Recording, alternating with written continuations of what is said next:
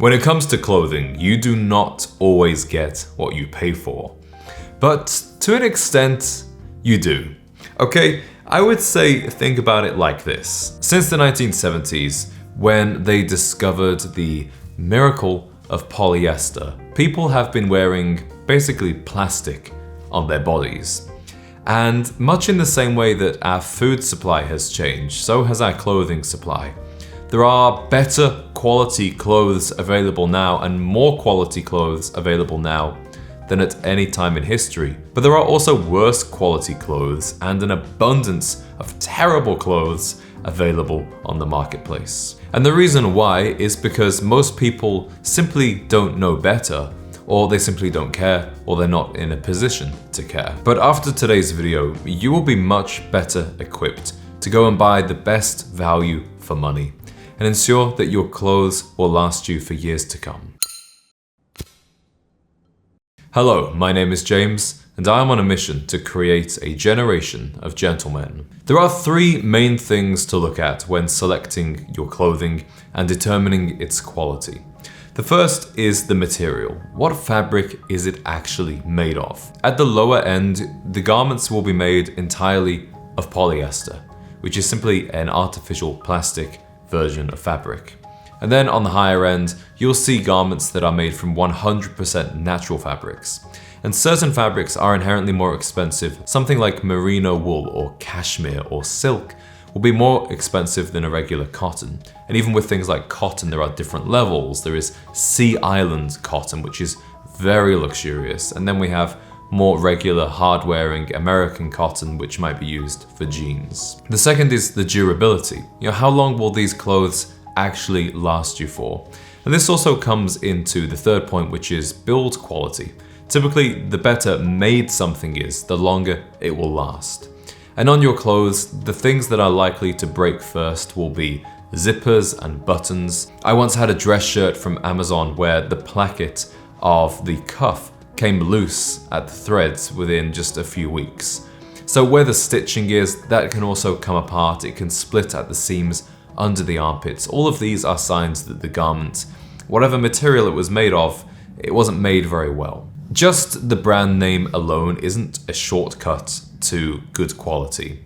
There are designer brands out there making clothes from polyester. However, some brands certainly offer better quality on a consistent level than others. If you're buying from Tom Ford, every garment, every factory that's in their ecosystem, every material that they use will be of significantly higher quality than if you're buying your clothes from Temu. And when it comes to quality and price, there are really 4 different tiers of fashion. At the lowest tier, we've got these relatively new e-commerce based brands like Shein, Temu, Kufandi, stuff you'll see on Amazon. And part of the reason you don't see them in stores is because if they had to have a brick and mortar store and employ staff to work there in the US, they'd simply not make any money because the profit margins are so low, the clothes are so cheaply made and so cheaply sold that there's just no room in the middle. Now, pretty much all of these clothes are poorly made and they just will not last you for long. Buy a shirt on Shein, buy shoes, God forbid, from Kufandi or Temu, and these things are gonna break pretty easily. Fast fashion is like fast food. You buy it because it's convenient and because it's cheap, but you should know that it's not good for you and it's not good for anybody else. For the most part, you will see clothes from these brands made entirely from polyester. And as a general rule, if a garment is made from 100% polyester, I would just avoid it. Don't buy it in the first place. The second tier above that is the mainstream fashion brands. H&M, Old Navy, Zara, those stores that you see at the mall. For the most part, these clothes are relatively poor quality, but you will see some gems here and there. And personally, I think that if I'm going to buy something that's very casual, like just a polo shirt or some easy trousers to wear around the home, I don't need it to be exceptional quality. Personally, I don't want to spend $400 on a polo shirt because it doesn't matter how good quality that is, I know it won't last me more than a year. And you can definitely find some gems in these stores. Personally, I enjoy perusing them from time to time, and something will just catch my eye. It looks good, it fits well, it feels comfortable, and it happens to be affordable. So you could definitely build a good wardrobe of stylish clothes. You could even achieve the gentleman style shopping at these types of places, and I wouldn't say the same about Shein, Temu, Kufandi, those types of places. And then at the higher end of the mainstream fashion, you have brands like J. Crew and LL Bean. These have been around for a while, and they will actually use some higher quality materials. They'll use some 100% cotton. You'll see 100% wool suits. Personally, I buy some Oxford shirts from LL Bean. They also have great sweaters. So for value for money, these two brands are pretty good. Moving up, we have the mid-level brands. These are Suit Supply, Charles Tyrwhitt, Polo Ralph Lauren, Todd Snyder, Buck Mason, Reiss. Now, this, I think, is really the sweet spot for a lot of men. It's at the point where, yes, it's expensive. You're not going to be buying lots and lots of pieces from there every month. But if you're selective about what you buy and you choose well, you can be happy to invest that money. Let's say you buy, I bought 2 linen shirts actually from Suit Supply just the other day. I think they were $150 each with tax. Yes, that's expensive for a shirt, but is it good quality? Absolutely. Will it last me at least a whole year, a whole summer of wearing it quite a lot? Yes, it will. And the shopping experience is also quite enjoyable.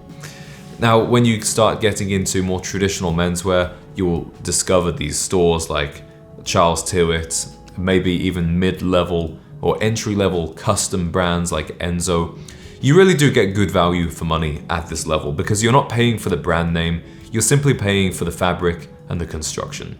Having said that, a lot of these clothes are still made in China, but you can also find stuff that's made in Italy. I know that Todd Snyder, for example, all of the stuff I have from them is made from Italy. I don't know off the top of my head about Polo Ralph Lauren. I think it varies. You're also paying somewhat for the name when it comes to Polo.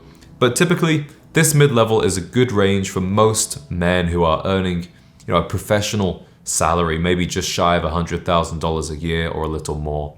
And honestly, most people spend this kind of money, $200-300 a month on DoorDash. So it's really a matter of priorities. Well, then we have the top tier. And for menswear, I'm going to include both tailoring brands and designer clothes. So we have the timeless menswear designers like Canali, Brioni, and more recently Tom Ford. At this level, you might also want to invest in a local tailor who's very skilled, has a good reputation, or perhaps you travel to London or New York and you go somewhere like Huntsman on Savile Row. For men, overall, I would say there is little advantage to going to Louis Vuitton or Versace or Prada, particularly if you're interested in the classic style that I talk about. There, people, yes, the clothes are of good quality for the most part, but people really are paying for the name. Even if you wanted, let's say, a duffel bag, a travel bag, why would you spend thousands of dollars on a monogrammed LV bag when you could, for that same amount of money, or probably less, you could go and get a bespoke, incredible quality leather bag, monogrammed, your choice of leather, your choice of configuration with the pockets. And then you have something that's uniquely yours for the same amount of money as something that's generic and loads of people have. And quite frankly, I think it's much more interesting to have something that represents you rather than just a generic status symbol. So with all of this in mind, how do you go about making wise purchases?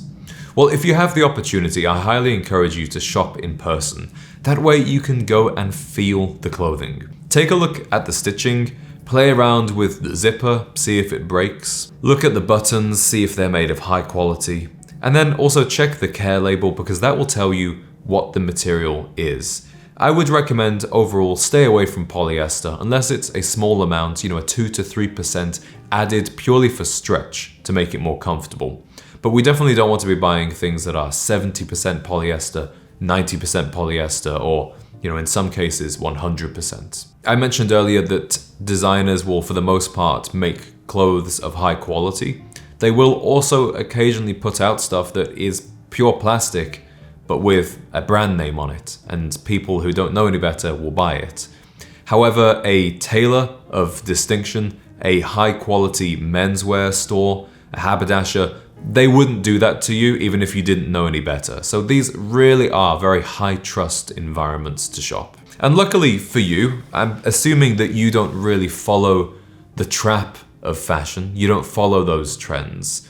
Then you've just made it a lot easier for yourself to get the best value for money. Because you're not chasing this year's collection, you're not looking at clothing through a disposable lens.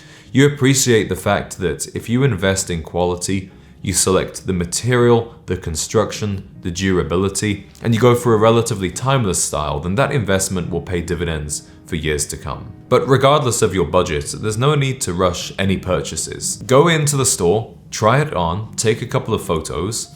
If you're not sure about it, go have a coffee, look over the photos, and then come back and get it if you're still excited about it. And remember, when you're looking online, the clothes may look great on the model, but they might not suit your body shape, and that's perfectly okay.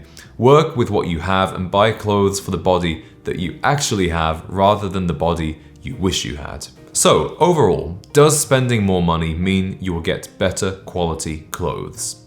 For the most part, yes, but it's not 100% true. For many men, the mid-range of clothing and the occasional piece from a fast fashion store like a polo shirt or a t-shirt, it's a pretty good place to be. And then save the tailoring or the designer wear for those real special occasion pieces or the things that you will have for decades to come, like a pair of black Oxford shoes, a navy suit, a grenadine tie. Why not invest in quality there, because they will truly serve you for a very long time. For most mainstream stores, they will have some stuff that's good and some stuff that's not so good. And if you want to be assured that everything you're buying is the best of the best, that's when you go down the more traditional tailoring route. But if you're looking to improve your style and get some honest feedback, you can send me a photo of your outfit or your clothes on Instagram, and I'll do my best to reply.